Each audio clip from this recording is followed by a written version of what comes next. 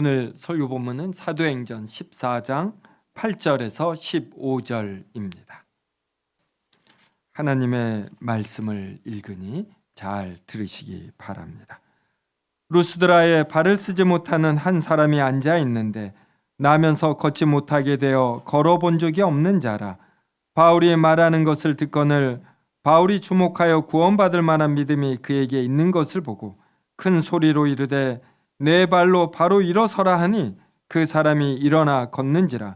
무리가 바울이 한 일을 보고 루가니와 방언으로 소리질러 이르되 신들이 사람의 형상으로 우리 가운데 내려오셨다 하여 바나바는 제우스라 하고 바울은 그 중에 말하는 자이므로 헤르메스라 하더라. 시외 제우스 신당의 제사장이 소와 화환들을 가지고 대문 앞에 와서 무리와 함께 제사하고자 하니 두 사도 바나바와 바울이 듣고 옷을 찢고 무리 가운데 뛰어 들어가서 소리질러 이르되 여러분이여 어찌하여 이러한 일을 하느냐? 우리도 여러분과 같은 성정을 가진 사람이라. 여러분에게 복음을 전하는 것은 이런 헛된 일을 버리고 천지와 바다와 그 가운데 만물을 지으시고 살아계신 하나님께로 돌아오게 함이라. 아멘. 자동차가 아니라 걸어서 교회에 오시는 분들은 혹시 교회 앞 장승공원을 통과하셨는지요? 벚꽃이 활짝 핀 거 보셨어요?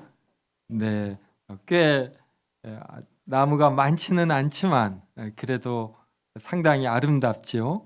네, 곳곳에 꽃들이 활짝 피었습니다. 교회 앞 화단에 있는 자목련은 완전히 만개해서 이제는 떨어지고 있고, 그 다음에 우리 교회 옆에 하얀 목련 나무가 하나 더 있는 거 아셔요? 네, 이건 잘 모르시더라고요. 이쪽에 있는데 햇빛을 덜 받으니까 앞에보다 일주일에서 열흘 정도 늦게 꽃이 핍니다. 그래서 하얀 목련은 지금 한참 피어가고 있습니다. 봄이 되니 만물이 약동하고 소생합니다. 사람들이 두꺼운 옷을 벗어 던지고 가볍게 옷을 입고, 이 교회 앞 장승공원에 겨울에는 사람들이 별로 없었습니다. 그런데 지금은 오후 한 6시, 5시 되면은 개들을 끌고 얼마나 많이 모여들 들어서 서로 삼삼오오 모여 대화하고 있습니다. 어떤 봄이 주는 활력과 어떤 약동함, 이러한 것을 크게 느끼고 있습니다. 그런데 왜 이렇게 봄이 되면 만물이 소생하고 약동할까요? 이거에 대한 과학적 설명은 온도가 올라가서 꽃들이 개화하기 좋은 이러한 온도에 이르기 때문에 움츠려 들고 있던 나무들도 싹을 피우고 옴이 돋고 그렇습니다. 교회 앞 화단에 겨울에는 흙들 뿐이었습니다. 그런데 한 7일 전서부터 이렇게 싹들이 올라오더니 이 7일 사이에 한 30cm 자랐어요. 그래서 흙들이 별로 보이지 않습니다. 적당한 온도가 생물이 개화하는데, 식물이 개화하는데 중요한데, 바로 봄이 이러한 조건을 맞춰주는 것입니다. 그런데 이러한 것은 우리의 경험을 통해서 경험이 원인과 결과를 이렇게 파악하려는 과학의 어떤 습성이죠. 그래서 과학은 원인과 결과를 어떤 경험을 통해서 반복되는 현상으로 밝혀냅니다. 그런데 과학은 이것을 발견하는 것이지 절대로 이러한 법칙을 만들어내는 것도 아니고, 그리고 더 큰 환경을 설정하는 것도 아닙니다. 화성이나 목성에 봄이 있을까요? 거기에 설령 겨울이 있고 봄이 있을지라도 이러한 식물들이 존재하지 않습니다. 식물들이 존재하려면 지구와 같은 환경이 설정이 되어야지 되는데, 이것이 저절로 긴 시간 속에서 된 것이 아니라 하나님께서 형성시켜 주신 것입니다. 그래서 과학을 통한 가까운 원인은 이렇게 온도 등을 통해서 설명하지만 우리 신자들은 이러한 원인과 결과로 표현되는 질서가 존재하는 이 자체, 그리고 이러한 질서가 작동되게끔 하는 큰 환경의 설정, 이러한 것이 하나님이라고 고백합니다. 그래서 우리는 이러한 봄을 보면서 하나님께서 우리에게 봄을 주시고 우리로 봄을 즐기게 하신다, 이것을 볼 줄 알아야지 됩니다. 그래서 우리 신자들이야말로 봄을 크게 즐기고 누리는 자들입니다. 성도 여러분, 오늘 본문에 나면서부터 걷지 못한 자가 일어나게 되었습니다. 바나바와 바울이 복음을 전할 때 나면서부터 걷지 못한 자가 이 말씀을 듣고 그에게 구원에 이르는 믿음이 있음을 보고 일어나 걸으라고 할 때 그가 일어나 걸었습니다. 그래서 나면서부터 걷지 못하는 자가 걷게 되는 일과 그 다음에 비와 결실기를 주시는 일, 이 두 가지 일 중 어느 것이 더 어려울까요? 제가 이런 질문을 할 줄은 몰랐지요. 한번 답해 보셔요.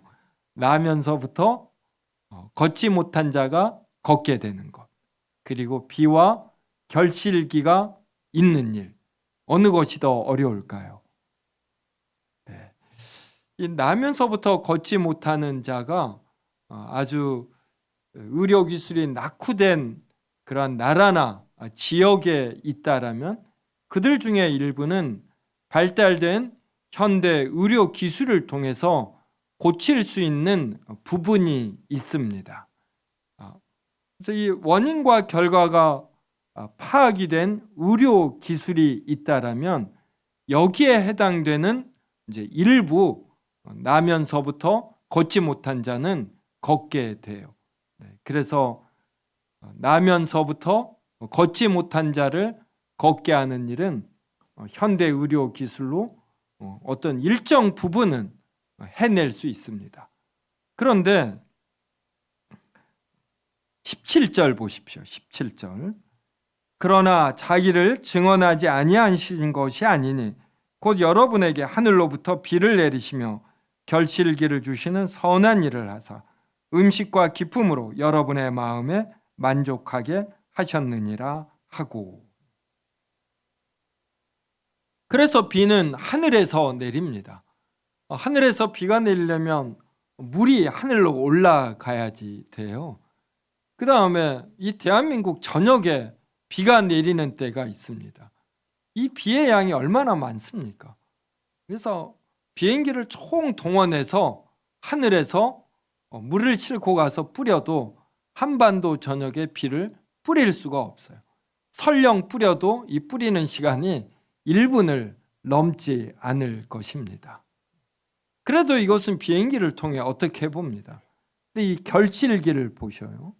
사과가 익는 것, 배가 익는 것, 여름을 지나 가을에 벼가 여무는 것, 그래서 고개를 숙이게 하는 것, 그 다음에 이게 당도가 있어야지 되잖아요.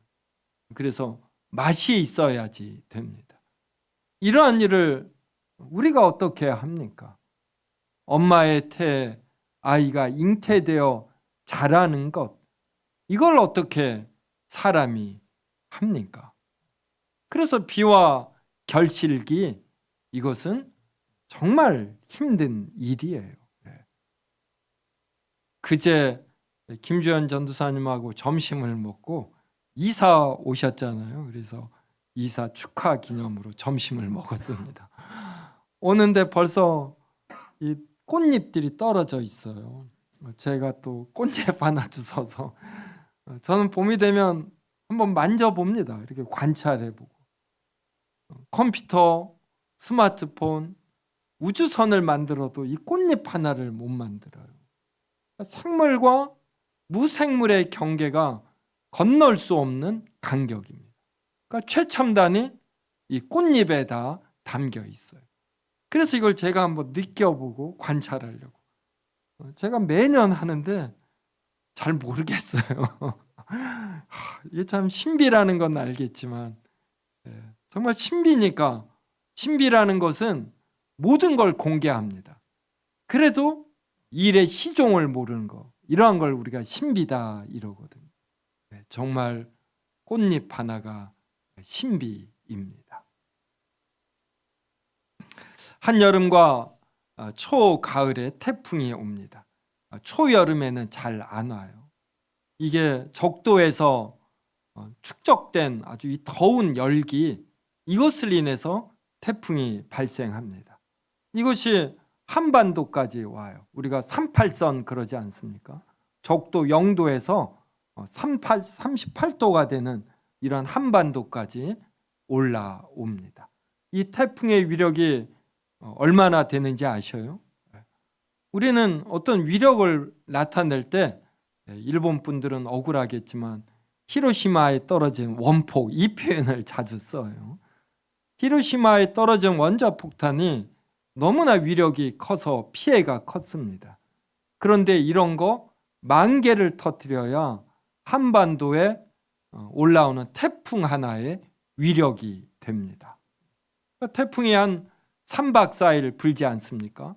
바람이 강하게 불고 비가 내리고, 이 모든 동력이 존재하려면 히로시마에 떨어진 원자폭탄 10,000개가 있어야 되는 것이에요. 하나님께서 이러한 태풍을 통해서 적도에 쌓여진 열기를 북쪽 추운 지방에 보냅니다. 그래서 태풍이 없으면 적도 지방은 쪄서 죽고 북쪽 지역은 추워서 죽는다고 합니다. 태풍이 주는 위익이 또 얼마나 큰지 모르는 것이에요. 이러한 것들을 보면 어찌 비와 결실기, 이것이 자연이 된 것이겠습니까? 하나님께서 하시는 것이죠. 그런데 비와 결실기는 모든 사람에게 나름 공평하게 내리니까 이것을 하나님의 큰 은혜와 능력으로 모릅니다. 그리고 나면서 걷지 못하는 이러한 사람을 고치면 이거에 대해서는 놀라운 반응을 보이는 것이에요. 그래서 루스드라 지역의 사람들이 바나바와 바울을 보고 신이 사람의 형상으로 내려왔다 하면서 소와 꽃을 가지고 제사를 지내려고 했습니다. 그때 바나바와 바울은 우리가 너희에게 복음을 전하는 것은 이런 헛된 일을 하지 못하게 합니다. 이러면서 무엇이 진리인가를 전하고 있습니다. 이 내용이 사도행전 14장 15절과 17절에 있는데 저와 한 절씩 읽겠습니다. 이르되 여러분이여 어찌하여 이러한 일을 하느냐? 우리도 여러분과 같은 성정을 가진 사람이라. 여러분에게 복음을 전하는 것은 이런 헛된 일을 버리고 천지와 바다와 그 가운데 만물을 지으시고 살아계신 하나님께로 돌아오게 함이라.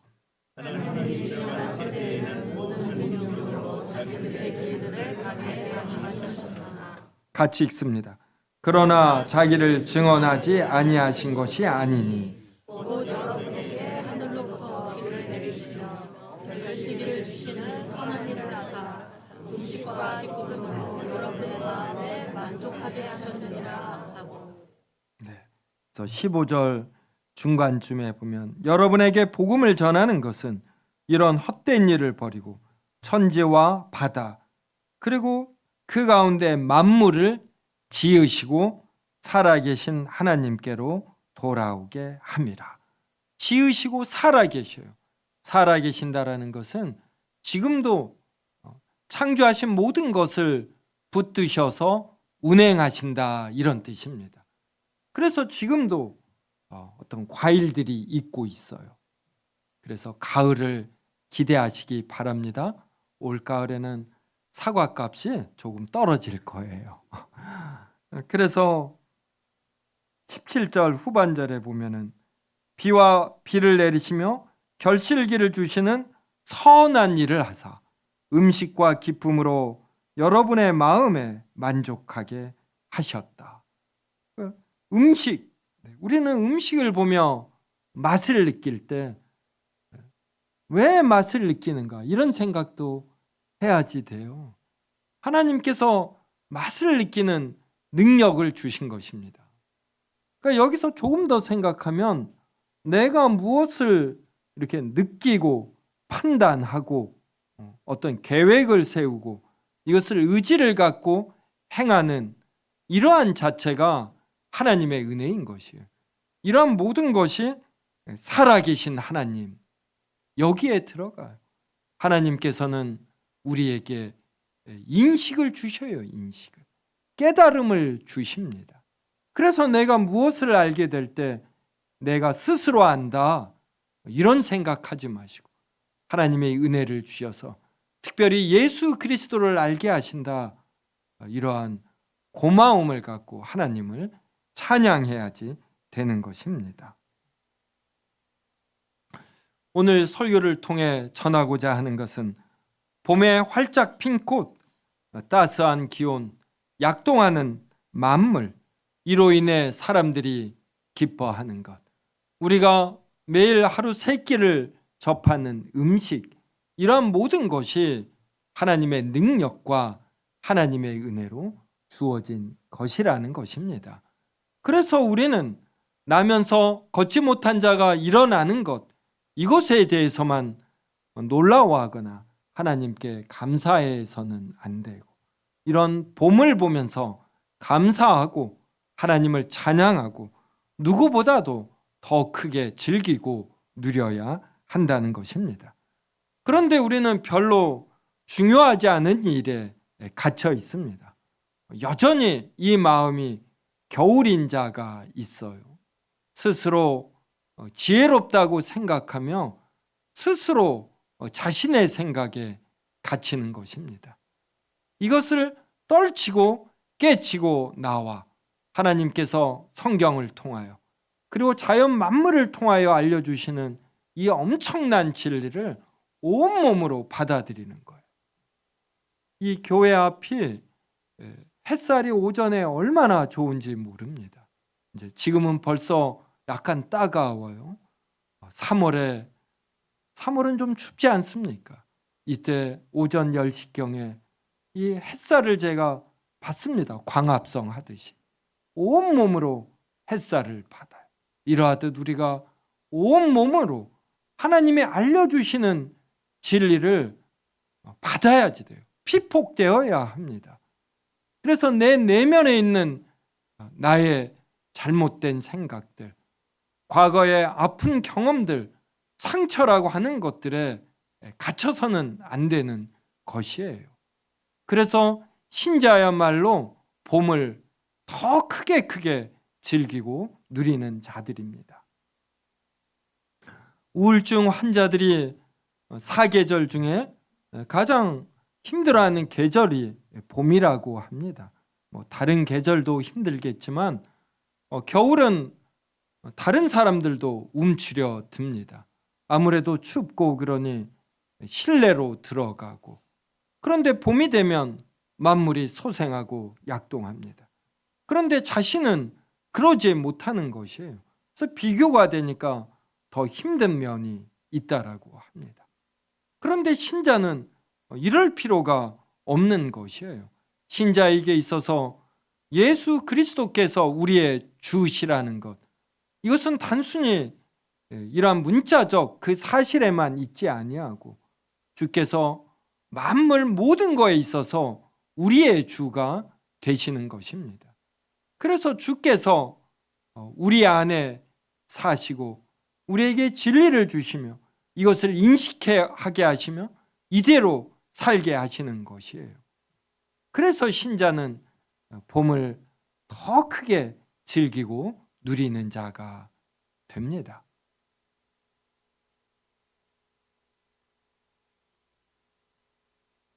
고린도 후서 5장 17절부터 19절 한 절씩 읽겠습니다. 고린도후서 5장 17절에서 19절입니다. 그런즉 누구든지 그리스도 안에 있으면 새로운 피조물이라. 이전 것은 지나갔으니 보라 새 것이 되었도다. 모든 것이 하나님께로서 왔으며 그가 그리스도로 말미암아 우리를 자기와 화목하게 하시고 또 우리에게 화목하게 하려는 기회를 주셨으니. 같이 읽습니다. 곧 하나님께서 그리스도 안에 계시사 세상을 자기와 화목하게 하시며 그들의 죄를 그들에게 돌리지 아니하시고 화목하게 하는 말씀을 우리에게 부탁하셨느니라. 17절에 보면 누구든지 그래요. 그리스도 안에 있으면 새로운 피조물이라. 이전 것은 지나갔으니 보라 새 것이 되었도다. 우리가 새로운 피조물입니다. 그러니까 자신이 어떠한 자인가를 아는 것 중요하지요. 하나님께서 주신 것이 정말 많습니다. 그런데 이것의 가치를 모르고 자신의 생각과 고민에 빠진다라면 그 삶이 얼마나 힘들겠습니까? 성도 여러분, 아담이 죄를 짓기 전에 에덴 동산에는 태풍이나 추운 겨울이 있었을까요? 없었습니다. 아담의 죄로 땅이 저주를 받아 가시덤불과 엉겅퀴가 생겼습니다. 그래서 우리가 농사를 지으면 가시덤불과 엉겅퀴가 있죠. 그러하듯이 그때부터 기후도 가시덤불과 엉겅퀴에 해당하는 만큼 일탈이 발생했어요. 그래서 푹푹 찌는 여름, 아주 차가운 추운 겨울, 그리고 폭풍도 태풍도 발생하는 것입니다. 그래서 새하늘 새 땅이 되면 거기에는 이러한 사계절의 아름다움, 사계절이 지니는 어떤 가치들은 있어도 사계절에 각각의 계절이 주는 혹독한 어려움, 이러한 것들은 사라집니다. 그러므로 태풍도 존재하지 않을 것입니다. 이렇게 자연 만물도 변화시키시는 하나님께서 우리의 내면도 변화시키시는 것이에요. 그래서 겨울에서 봄이 되며 하나님이 여러 아름다움을 봄에 주시지 않습니까? 그래서 환절기라서 우리가 건강을 조심하는데 바로 이러한 계절이 바뀌는 환절기에는 각각의 계절이 지니는 아름다움을 발견하려고 우리는 주의해야 하는 것이에요. 우리가 마음속에 있는 자신의 생각들, 과거의 어떤 아픈 경험들, 그로 인한 상처들에서 벗어나 눈을 열고 자연 만물을 보면 우리가 즐기고 누릴 것들이 얼마나 많은지 모릅니다. 자연은 객관적으로 존재하잖아요. 이것을 우리가 어떻게 바라보고 해석하는가는 우리의 내면에 달려있는 것이에요. 우리는 새로운 피조물입니다. 예전 것은 지나갔어요. 보라 새 것이 되었도다. 18절 보십시오. 모든 것이 하나님께로서 났으며 그가 그리스도로 말미암아 우리를 자기와 화목하게 하시고 또 우리에게 화목하게 하는 직분을 주셨으니 모든 것이 하나님께로 났는데 하나님께서 예수 그리스도로 말미암아 이 일그러진 세상을 화목하게 하셨어요. 그래서 모든 것이 예수 그리스도께서 우리를 화목하게 하셨으므로 모든 것을 우리는 화목의 눈으로 바라볼 수 있는 것입니다. 18절에 우리에게 화목하게 하는 직분을 주셨다. 엄청난 직분을 주신 것이죠. 우리가 이것을 깨닫게 되면 내가 이 화목을 깨트리는 표현을 하다가도 이렇게 절제하게 됩니다. 나는 화목하게 하는 직분을 받은 자이구나. 이게 얼마나 영광스럽고 기쁜 직분입니까? 19절 보십시오. 또 또 하나님께서 그리스도 안에 계시사 세상을 자기와 화목하게 하시며 그들의 죄를 그들에게 돌리지 아니하시고 화목하게 하는 말씀을 우리에게 부탁하셨느니라. 성도 여러분은 어디에 가면 화목하게 하는 역할 하셔요?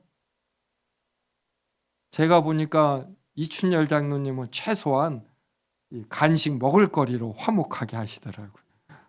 요사이 수요 예배 안 와서 제가 이춘열 장로님을 이 간식 때문에 꼭 기다리는 건 아닌데 참 아쉬워요. 여러분, 이것도 화목하게 하는 일이에요. 여러분, 농담을 할 때 남을 깎아내리는 농담 하셔요? 아니면 자기를 깎아내리며 웃게 하십니까?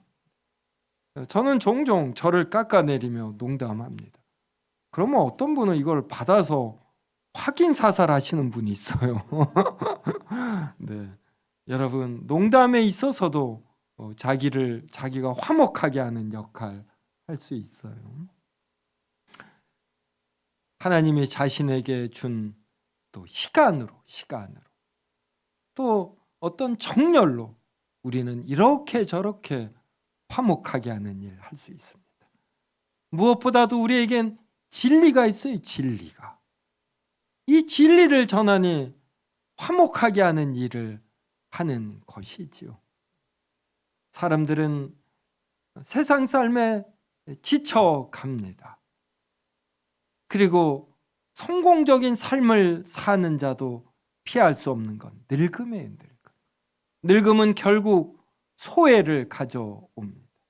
중심되는 역할에서 뒷방 늙은이로 변해가게 해요.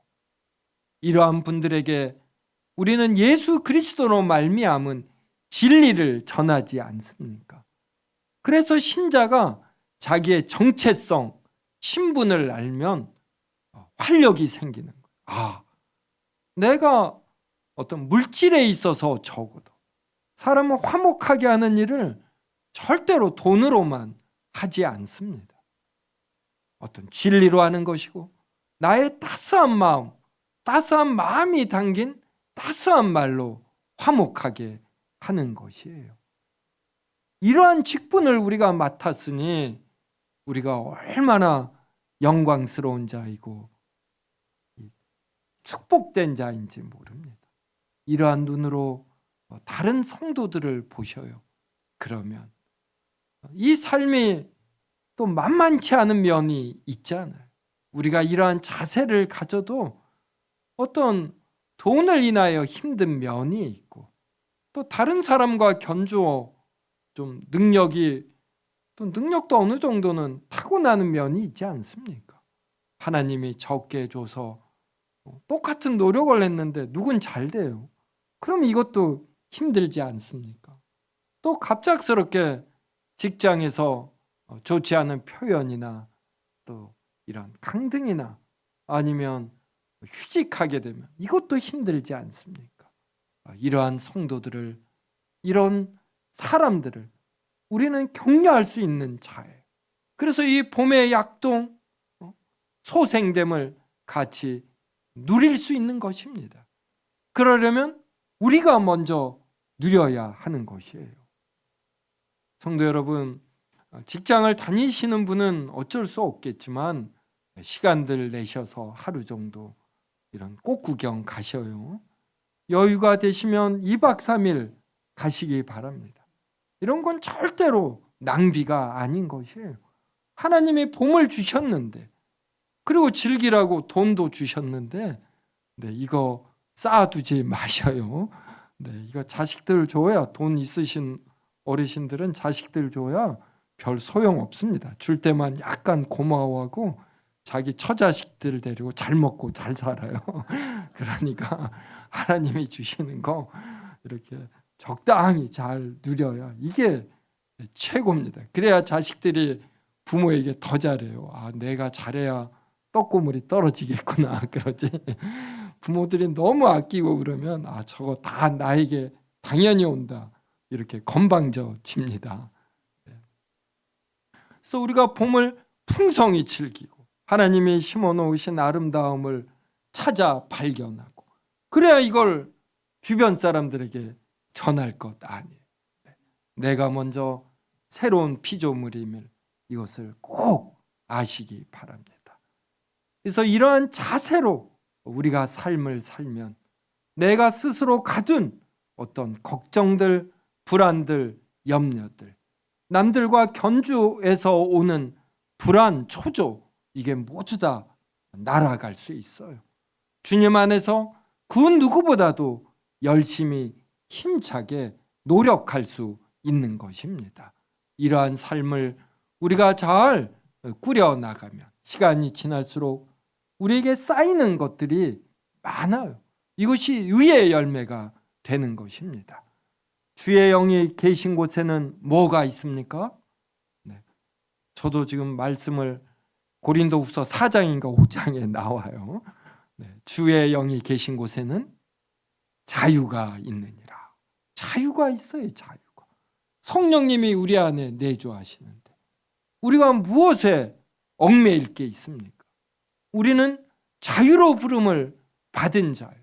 이 자유로 함부로 살면 안 되고 갈라디아서는 이 자유로 다른 사람을 섬기고 세우라 이러죠. 기본적으로 우리는 자유로운 자유. 그런데 우리가 왜 내면에 쌓인 어떤 과거의 경험들, 이것에 대한 잘못된 해석으로 얽매여야 하는 것입니까? 오늘 점심 드시거나 아니면 오후 예배 후 꼭 이 장승공원 가서 벚꽃 핀 거 보셔요. 이게 신앙의 행위예요. 그러면서 내가 반드시 자유한 자가 되고 반드시 화목하게 하는 자가 되겠다. 이번 한 주일 내가 있는 곳에서 간식도 좀 사가고 꼭 화목하게 하는 표현도 해서 내가 있는 곳을 화목의 장으로 만들겠다. 이러한 다짐을 오늘 꼭 하시기 바랍니다.